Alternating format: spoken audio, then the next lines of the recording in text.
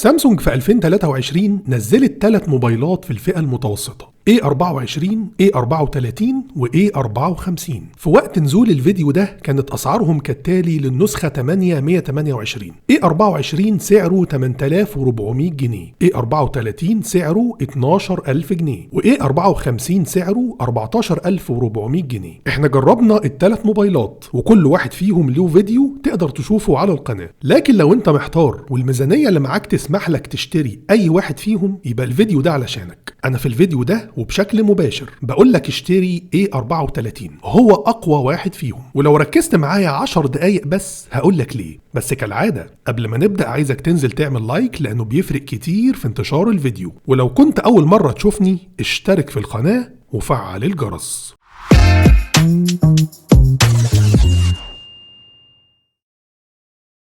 لو هتشتري الموبايل او هتشتري اي حاجة من موقع نون استخدم اكواد الخصم بتاعتنا واللي هتديك خصم اضافي. لو بتشتري من نون مصر اكتب NN60 او NN61، ولو بتشتري من نون السعودية او الامارات اكتب RAA5 او RAA6.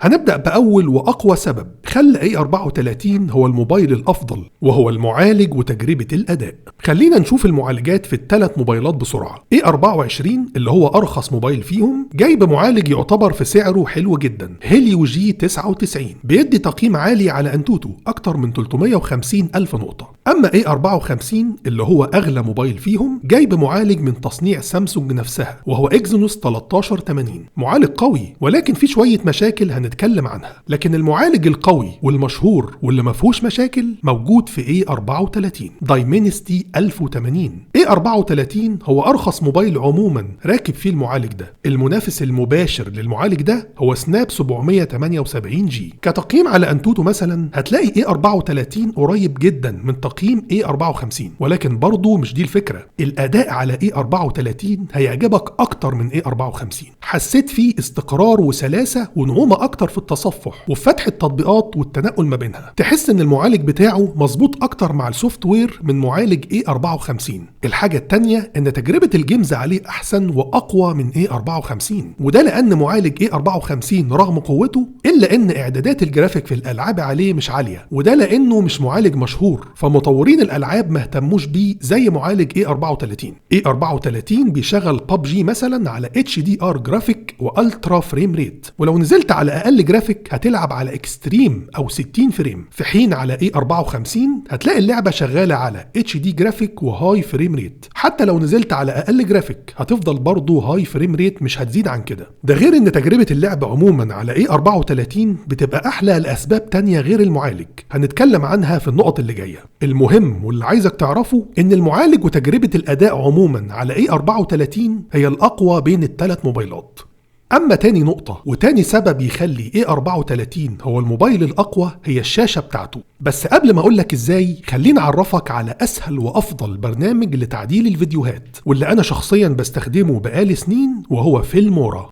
من يوم ما بدأت على يوتيوب وبرنامج المونتاج الأساسي اللي بشتغل عليه هو فيلمورا، ولحد دلوقتي ما فكرتش أغيره لأنه ببساطة مديني كل اللي أنا عايزه، بالإضافة لأنه من أخف وأسرع برامج المونتاج. الجديد بقى دلوقتي هي مميزات ال AI أو الذكاء الاصطناعي واللي نزلت في آخر نسخة من البرنامج، وهي فيلمورا 13 أو 13، واللي بتساعدك تعمل حاجات بتحتاج وقت طويل على برامج تانية، لكن هنا بتتعمل بسرعة جدا عن طريق ال AI. من المزايا مثلا ميزة السمارت ماسكينج أو القطع الذكي، واللي بتخليك تفصل جزء معين في الفيديو عن الخلفية بطريقة سهلة وبسيطة جدا. طبعا زي ما احنا شايفين البرنامج بيدعم اللغة العربية، والميزة موجودة باسم القطع الذكي تحت أدوات الذكاء الاصطناعي. بطريقة سهلة وبسيطة جدا بتحدد الجسم على قد ما تقدر عن طريق فرشة، والذكاء الاصطناعي بيفهم لوحده انت عايز ايه. وطبعا لو عايز التحديد يبقى دقيق اكتر بتصغر حجم الفرشة وممكن تقرب او تعمل زوم في الصورة علشان لو في حاجات مش متحددة كويس تظبطها انت بنفسك. طبعا في مزايا تانية كتير مش هنقدر نقولها علشان وقت الفيديو، لكن تقدر تشوفها لو حابب من الروابط اللي هسيبها لك تحت في صندوق الوصف. ولو عايز تجرب فيلمورا 13 مجانا تقدر تنزله بالنسخة العربي برضو عن طريق رابط هسيبه لك تحت الفيديو.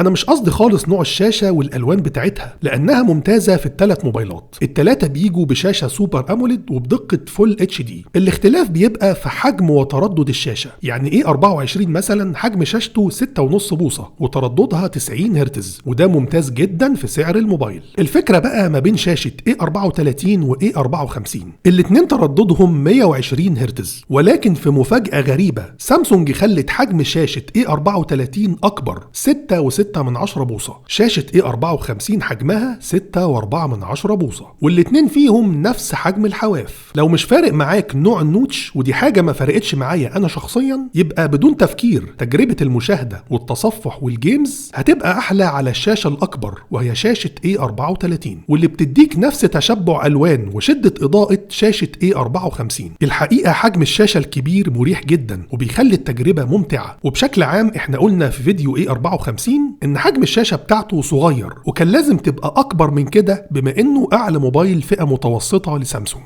الحاجة الوحيدة اللي حاطينها زيادة فيه هي دعم ال HDR10+، ودي حاجة مش هتهم 95% من المستخدمين. بشكل واضح أحسن شاشة وأكتر شاشة هتعجبك فيهم هي شاشة A34. أما بقى تالت نقطة تخلي A34 أحسن واحد فيهم هي التصميم بتاعه. وأنا عارف إنك مستغرب دلوقتي، بس خليك معايا وهتفهم ليه. بس قبل ما نبدأ فيها عايز أفكرك تشترك في جروب التليجرام بتاعنا، لأنه بينزل عليه المنتجات اللي عليها عروض وخصومات قوية. هتلاقي الرابط تحت الفيديو، دوس عليه وبعدين دوس جوين أو اشترك. A34 هو أحسن تصميم في الثلاث موبايلات، ومفهوش العيوب اللي في تصميم A54 و A24، وهفهمك ليه. A34 هو أرخص موبايل متوسط من سامسونج في 2023، بيدعم مقاومة الماء والغبار بشهادة IP67 زي A54 بالظبط، والميزة دي مش موجودة في الموبايل الأرخص منه A24. الموبايل مقاوم للغطس في المياه العذبة لحد عمق متر تقريبا. أما من حيث الشكل فأنت واخد في الواجهة الأمامية نفس حواف الشاشة بتاعة A54. الحواف مش كبيرة زي بتاعة A24، بل كمان A34 بيتفوق في إن شاشته أكبر شاشة فيهم زي ما قلنا. واحنا دلوقتي بنتكلم على أساس إن شكل النوتش مش فارق معاك زي ما هو مش فارق معايا. نيجي بقى لتصميم الظهر، واللي واخد نفس الشكل بالظبط في الثلاث موبايلات. ظهر سادة بيدي انعكاسات قوية مع الضوء، واللون الفضي اللي معانا بيعمل انعكاسات بألوان مختلفة، مع فريم كاميرات بنفس التصميم الجديد. 3 كاميرات خلفية مرصوصين بشكل رأسي وبدون فريم. الفريم الخارجي للموبايل جاي بتصميم حاد شوية أو بدون منحنيات زي A54. حتى الموبايلين نفس السمك 8.2 مللي. ولكن في حاجة مهمة لازم تعرفها، وهي ان الظهر هنا من البلاستيك مش من الزجاج زي A54. طيب هل ده ميزة ولا عيب؟ لا، الحقيقة انا شايفها ميزة، لان اولا الظهر البلاستيك خلى وزن الموبايل اقل من A54 رغم ان حجم الموبايل اكبر. تاني حاجة هي ان الظهر البلاستيك بيشتت الحرارة بتاعة المعالج، وده بيفرق في اداء الموبايل خصوصا مع الجيمز او الاستخدام التقيل. بشكل واضح تصميم A34 هو اكتر تصميم حلو وعملي بالنسبة لك، واخد ميزة الظهر البلاستيك من A24 وميزة حواف الشاشة القليلة من A54 مع حجم شاشة أكبر من الموبايلين. ما تخليش شكل النوتش يخدعك ويحسسك إن التصميم بتاعه مش حلو. النقطة اللي جاية بقى هتعجبك، وده رابع سبب يخلي A34 هو الموبايل الأفضل، وهي التجربة الصوتية، وبقصد هنا السبيكر. بالنسبة ل A24 اللي هو أرخص واحد فيهم بيجي بسبيكر مونو مش ستيريو، يعني الصوت بيطلع من السماعة السفلية فقط. جودة وعلو الصوت كويسين، ولكن طبعا مش هيتقارنوا أبدا بأغلى موبايل فيهم A54، واللي قلنا عليه في فيديو المراجعة إنه أحسن سبيكر أنا جربته في الفئة المتوسطة من حيث جودة وعلو الصوت. السبيكر ستيريو طبعا الصوت بيطلع من السماعتين في نفس الوقت، ولكن الفكرة انه بيدي صوت مجسم ومحيطي جدا ومليان تفاصيل. الصوت فعلا هيعجبك. وهنا بقى كانت المفاجأة، سبيكر A34 هيديك نفس الاداء والجودة بتاعت سبيكر A54، وكمان صوته اعلى حاجة بسيطة، يعني هتاخد نفس جودة سبيكر A54 بسعر اقل. بدون مبالغة هو بيتفوق على كل سبيكرات الموبايلات في نفس سعره، وبيديك اداء ممتاز وهيعجبك. وصلنا للنقطة الخامسة والحاجة الأساسية في موبايلات سامسونج، وهي الكاميرات. هل كاميرات A34 هي الأفضل؟ تعالوا نشوف. طبعا بشكل عام كل موبايل فيهم في سعره يعتبر من اقوى الموبايلات في جزئيه الكاميرا، ودي حاجه معروفه عن سامسونج وانها بتقدم معالجه الوان مظبوطه جدا. فخلينا نقارن بسرعه ما بين A34 والموبايل الاغلى منه A54. طبعا مفهوم انهم يخلوا كاميرات الموبايل الاغلى تيجي بارقام ميجا بكسل اعلى شويه، بس انا مش عايزك تركز في الارقام دي خالص لان مش ده الموضوع. معالجه وجوده الصوره هي المهم. الكاميرا الاساسيه مثلا في اوضاع كتير هتلاقيها في A34 بتدي لوك الوان احلى واقرب للحقيقه. في A54 ساعات اللون بيتشبع بشكل زياده شويه. حتى في خاصيه العزل تقريبا مش هتلاقي فرق ما بين الموبايلين، والاتنين بيدوا لوك حلو قوي للصوره. الحاجه الوحيده اللي بتتفوق فيها شويه كاميرا A54 لما بتصور في اضاءه ضعيفه، الالوان بتبقى مظبوطه اكتر. طيب تعال نشوف كاميرات السيلفي. في A34 دقتها 13 ميجا بكسل، وفي A54 دقتها 32 ميجا بكسل. طب بعد ما نعمل زوم ونقرب، هل انت شايف فرق عظيم في تفاصيل الصورة؟ علشان كده بقول لك مش بالارقام خالص. وبالنسبة لمعالجة الالوان هتلاقي الصورة في A34 منورة اكتر، رغم ان الصورتين متصورين في نفس الاضاءة بالظبط، وكمان هتلاقيها شارب او حادة اكتر، فتحس انها بتدي تفاصيل زيادة عن الصورة بتاعة A54. وفي التصوير في اضاءة ضعيفة الاتنين قريبين من بعض جدا وبيدوا اداء كويس. والوضع الليلي في A34 بيدي نتيجة احلى ومظبوطة اكتر. ساعات الوضع الليلي في A54 بيبوظ الالوان، وساعات بيضيع التفاصيل خالص. الكاميرا الوحيدة اللي فعلا بتحس فيها بفرق لصالح A54 هي الكاميرا العريضة او الوايد انجل، سواء من حيث الدقة 12 ميجا بكسل مقابل 8 ميجا بكسل فقط في كاميرا A34، او سواء في الوان الصورة بتبقى مظبوطة اكتر في A54. أما بالنسبة لتصوير الفيديو فالموبايلين بيدعموا التثبيت البصري في الكاميرا الخلفية الأساسية، والاتنين بيصوروا بدقة 4K على 30 فريم بالكاميرات الخلفية وكاميرا السيلفي. بالتالي زي ما انت شايف كاميرات A34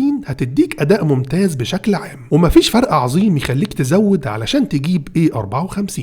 طبعا في حاجات تانية ما تكلمناش فيها لأنها مش هتأثر في قرارك وانت بتشتري، زي مثلا البطارية وقدرة الشحن، لأنهم واحد في الثلاث موبايلات. حجم البطارية 5000 ملي أمبير واستهلاكهم قريب من بعض جدا، وقدرة الشحن في الثلاثة 25 واط، وكلهم بيجوا من غير شاحن زي ما احنا عارفين. حاجة تانية زي البصمة مثلا في A34 و A54 البصمة في الشاشة، وأدائهم زي بعض تقريبا، أداء متوسط. بصمات الشاشة في سامسونج مش أقوى حاجة. بس كده، دي كانت الأسباب اللي خلتني اقول لك اشتري A34 لانه افضل واحد فيهم. ولو هتشتريه او هتشتري اي حاجه من موقع نون ما تنساش تستخدم اكواد الخصم بتاعتنا سواء من نون مصر او الخليج. ودلوقتي بقى عايزك تعمل حاجتين مهمين جدا. اولا تشترك في القناه وتعمل سبسكرايب علشان توصلك كل فيديوهاتنا. تاني حاجه تشترك في جروب التليجرام وهتلاقي الرابط بتاعه تحت الفيديو. مستني تعليقاتكم واسئلتكم في الكومنتات.